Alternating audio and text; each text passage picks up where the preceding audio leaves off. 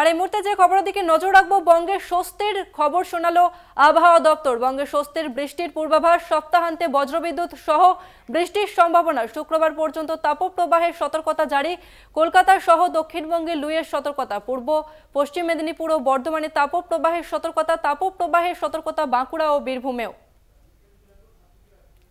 বিস্তারিত জানবো, শাশ্বতী রায় আমাদের সঙ্গে রয়েছে ফোনে। শাশ্বতী, স্বস্তির খবর শোনালো আবহাওয়া দপ্তর, বৃষ্টি আসবে বঙ্গে, কবে থেকে কি জানা যাচ্ছে? দেখো, এখনো পর্যন্ত 5 দিন সময় লাগবে এর আংশিক খবর আছে। সেক্ষেত্রে জারি থাকবে অতি তীব্র তাপপ্রবাহ এবং দক্ষিণবঙ্গের 7 জেলাতে জারি রয়েছে চরম তাপপ্রবাহের সতর্কতা।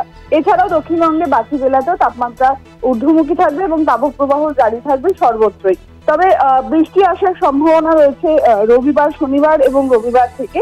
সেক্ষেত্রে প্রচুর পরিমাণে জলীয় বাষ্প বঙ্গোপসাগর থেকে প্রবেশ করার ফলে এই বৃষ্টির পূর্বাভাস দিচ্ছে আলিপুর আবহাওয়া দপ্তর। তবে উত্তরবঙ্গের জেলাগুলোতে, উপরের দিকে জেলাগুলোতে হালকা বৃষ্টি বা বিক্ষিপ্ত বৃষ্টির সম্ভাবনা রয়েছে। কিন্তু নিচের দিকে জেলা অর্থাৎ মালদা এবং 2 দিনাজপুরেও কিন্তু তাপপ্রবাহের সতর্কতা জারি করেছে আলিপুর আবহাওয়া দপ্তর। তাসমিনা, একদমই ধন্যবাদ তোমাকে শাশ্বতী। গরমে হাঁসফাঁস করছিল বঙ্গবাসী, অবশেষে স্বস্তির খবর শোনালো আলিপুর আবহাওয়া দপ্তর।